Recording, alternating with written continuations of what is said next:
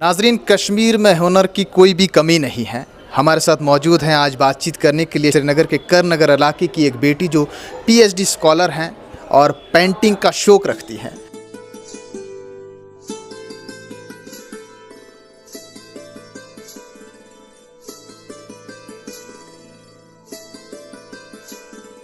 बिस्मा जी, बचपन से शौक था या फिर उसके बाद तालीम में आगे जब बढ़े तो फिर शौक पड़ा? बचपन से मेरा जो क्रिएटिविटी की तरह काफ़ी खिंचाव था। मुझे काफ़ी अच्छा लगता है नेचर में बैठना, नेचर को ऑब्ज़र्व करना या कोई भी खूबसूरत चीज़ हो उसको ऑब्ज़र्व करना। तो ये पहले से था, फिर उसको आहिस्ता आहिस्ता पेपर पे उतारना वो मैं बचपन से थोड़ा थोड़ा करती आ रही हूँ। बट ज़्यादा ध्यान मैंने इस पे नहीं किया क्योंकि मैं अपनी एजुकेशन कंटिन्यू कर रही थी, जो कि मैं फ्रंट फुट पे कभी नहीं लाती थी, किसी को दिखाती नहीं थी। ये बस मेरा एक स्ट्रेस रिलीव करने का एक ज़रिया था। जैसे हम डिफरेंट जगहों पर जाते अपने स्ट्रेस को रिलीव करते, तो मैं ज़्यादातर पेंटिंग्स पे अपना ड्राइंग बनाने में अपना टाइम स्पेंड करती थी। तो ज़्यादातर पब्लिसिटी नहीं करती थी इस चीज़ को। आगे जाकर जब मुझे लगा कि मैंने कुछ सीखा है, मैं आप लोगों तक पहुँचा सकती हूँ, दिखा सकती हूँ, तो तभी मैंने इसका प्रमोशन स्टार्ट किया। आपने पीएचडी मलेशिया से की है और वहाँ से भी अगर देखा जाए तो वहाँ पर भी आप कश्मीर की ही तस्वीरें जो है बनाते हैं। जी, मुझे लगता है कि मैं अपने रूट से बहुत ज़्यादा जुड़ी हुई हूँ और आर्टिस्ट जो है अपनी फीलिंग्स को अपने जो भी है पेंटिंग्स या अपने कैनवस पे उतारता है। तो मुझे लगता है मेरी फीलिंग्स चेंज नहीं हो जाएगी अगर मैं किसी भी कंट्री में जाऊँगी, मैं अपने रूट्स को साथ लेकर जाऊँगी। तो मुझे लगता है वो एक फ़ैक्टर है जिसकी वजह से मैं वहाँ भी कश्मीर रिलेटेड आर्ट ही करती थी। इवन इफ वहाँ पर भी काफ़ी खूबसूरत हम वहाँ का एटमॉस्फेयर, वहाँ का कल्चर भी एक यूनिक है। बट मुझे ऐसा लगता है कि मेरा जो है ज़्यादा कनेक्शन अपने कल्चर के साथ था या अपने जो रूट्स है। और मैंने सोचा कि मुझे पहली रिस्पॉन्सिबिलिटी है कि मैं अपने जो जगह का जो है कल्चर है उसको रिफ्लेक्ट करूं।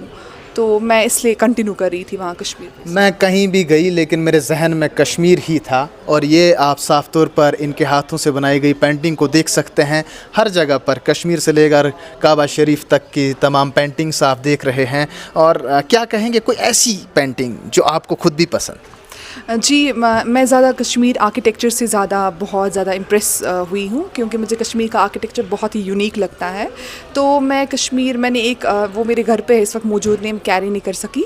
मेरे घर पे मैंने खानकाह की पेंटिंग बनाई है क्योंकि वो one of the oldest architecture है जो इस वक्त कश्मीर में अवेलेबल है। तो उसको मैंने बनाया है। तो बनाते बनाते मैंने रियलाइज़ किया कि वो कितना खूबसूरत है, कितना यूनिक है।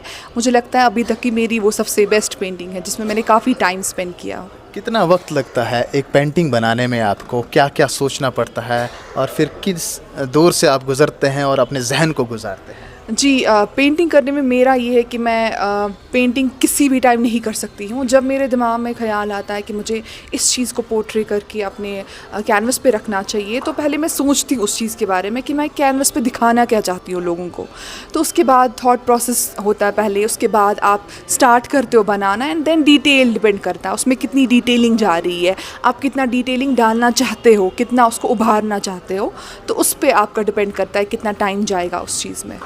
क्या आपने आम बच्चों में भी इस तरह का शौक़ पाया जो मौजूदा वक्त में जनरेशन है, या फिर आप इस पेंटिंग के माहौल को ख़त्म होते हुए देख रहे हैं? मुझे लग रहा है कि पहले भी था, अभी भी है, बट सपोर्ट इस वक्त फैमिलीज़ का, पेरेंट्स का ज़्यादा है क्योंकि वो लोग देख रहे हैं जिन्होंने पेंटिंग की वो भी कुछ अच्छा कर रहे हैं, इसमें आपका आगे जाकर करियर भी बन सकता है। तो मुझे लगता है इस टाइम पे प्रेजेंटली काफ़ी सारे जो है बच्चे वो पेंटिंग की या एक्स्ट्रा करिकुलर एक्टिविटीज़ में भी ही पार्टिसिपेशन कर रहे हैं। तो मुझे लगता है इसका फील्ड बढ़ता ही जा रहा है। इंशाल्लाह इसको कंटिन्यू करते रहूँगी। बिस्मा परवेज़ इंस्टाग्राम पर एक नाम बन चुका है। लोग अब आपको मैसेज भी करते होंगे, कॉल भी करते हैं, तो ज़्यादातर काम कैसे होता है? ऑनलाइन करते हैं या फिर ऑफलाइन मोड पर आपको जो है ऑर्डर पहुंचाना पड़ता है? जी, ज़्यादातर मेरा जो है ऑनलाइन ही होता है क्योंकि मेरा कश्मीर बेस्ड है। यहाँ पर काफ़ी सारे कश्मीरीज़ हैं जो ये सब कुछ अपने इर्द गिर्द देखते ही है, बट काफ़ी सारे गैर ममालिक में बहुत सारे कश्मीरीज़ हैं जो नहीं देख पाते अपने आसपास ये सारा माहौल, वो मिस करते हैं। तो वो ज़्यादातर मुझे ऑर्डर्स प्लेस करते हैं ताकि वो अपने घरों पे भी कश्मीर का कुछ सिंबल, कोई रिफ्लेक्शन रखे। तो ज़्यादातर ऑर्डर्स मेरे ऑनलाइन। कितना वक्त हुआ आपको इस दौर से गुजरते हुए और कब इसकी शुरुआत हुई? जी, मैंने 2015 से स्टार्ट किया जब मैंने सोशल मीडिया का यूज़ किया अपनी पेंटिंग्स को लोगों तक पहुंचाने में, अपनी आइडियोलॉजीज़ को। तो मुझे लगता है 2015 से मैंने सीरियसली इस पे काम करना स्टार्ट कर दिया। जब आपने अपनी ज़िंदगी की पहली पेंटिंग बनाई थी तो कैसा महसूस किया था, और वो पेंटिंग आज किसके पास है, और उस पेंटिंग के बाद से अब तक आपने बहुत सी पेंटिंग्स बनाई भी होंगी, तो उस पेंटिंग में और आज तक की पेंटिंग्स में बनाने में खासियत क्या है? मुझे लगता है कि मैंने 1 साल तक पेंटिंग्स काफ़ी सारी बनाई और वो सारी मेरे अपने पास ही है, क्योंकि मुझे पता है कि लोगों की नज़र में वो इमेच्योर वर्क होगा, बट मेरे लिए वो एक लर्निंग का फेज़ था और मेरे लिए बहुत इंपॉर्टेंट है वो सब कुछ, क्योंकि मैंने अपनी फीलिंग्स को एक्सप्रेस किया था उसमें, अपने इमोशंस को उसमें डाल दिया था।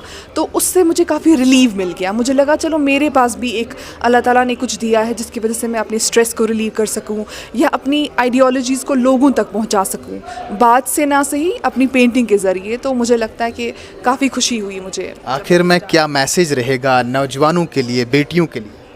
सबसे बड़ी मैसेज ये है कि आप अपने आप को एजुकेट करें, आप अपने आप को स्किलफुल बनाएं और आप ये ना सोचें कि हमें अपॉर्चुनिटीज़ नहीं है, एम्प्लॉयमेंट नहीं है और आप घर पे बैठ के अपने आप को ख़राब करें, अपनी सेहत को ख़राब किए। अल्लाह ताला ने आपको इतना ज़्यादा काबिल बनाया है, इतना ज़्यादा आप स्किलफुल हो सकते हैं, इतना ज़्यादा खुद को ट्रेन कर सकते हैं किसी भी काम के लिए। तो अफोर्ट्स करें, अपने आप पर यकीन रखें और आगे चले, मेहनत करते रहे, कहीं ना कहीं आप। ये बात भी ज़रूर समझूंगा क्योंकि हालात काफ़ी बिगड़ते जा रहे हैं। सोशल मीडिया पर इस वक्त बहुत ज़्यादा लोग जो एंगेज हैं, लड़कियां खासकर अगर बात की जाए, तो क्या सिर्फ पेंटिंग बनाना ही मकसद है या अपने जहन को इस तरफ बिज़ी रखना?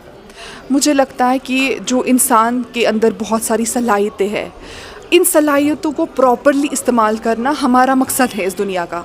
अगर हम प्रॉपर्ली इस्तेमाल ना करें तो हम डिवेट हो जाते हैं। वही हमारी यूथ कर रही है, वो अपनी सलाहियतों को प्रॉपर्ली इस्तेमाल नहीं कर रहे हैं, तो वो थोड़ा डिवेट हो रही है। तो मुझे लगता है कि उनको चाहिए ये चीज़ समझना कि जो भी वो गलत कर रहे हैं वो उनके लिए गलत है, वो उनकी अपनी ज़िंदगी के लिए गलत, इससे किसी और का कुछ बिगड़ेगा नहीं, सिर्फ उनकी लाइफ स्पॉइल होगी।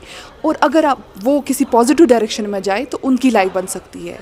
तो बस यूथ के लिए यही मैसेज है कि आप वो काम करें जिससे आपका और आसपास के लोगों का फ़ायदा हो, क्योंकि उसमें आपको खुशी मिलेगी और आप देखना उसमें आपको खुशी मिलेगी भी। जो आप इस वक्त कर रहे हो उसमें आपको बिल्कुल भी ना खुशी होगी। डिप्रेशंस काफ़ी सारे यहाँ पर, इतने ज़्यादा ड्रग एडिक्ट्स, काफ़ी सारी प्रॉब्लम्स हैं हमारी सोसाइटी में इस वक्त। इसका रूट कॉज यही है कि जो हमारी यूथ है वो रियलाइज़ नहीं कर रहे हैं कि उनके क्या क्या पोटेंशियल्स हैं, तो उनको रियलाइज़ करना चाहिए। बहुत बहुत शुक्रिया। बिस्मा परवेज़ जी PhD स्कॉलर हमारे साथ मौजूद थी, जो कि पेंटिंग का शौक़ रखती हैं। इन्होंने क्या कुछ कहा उन्हीं की ज़ुबानी आपने सुना। कश्मीर उज़्मा देखते रहें क्योंकि यहाँ खबरों का सिलसिला जारी रहेगा। मिलते हैं कुछ और नए मेहमानों के साथ जल्द, तब तक के लिए इतना ही।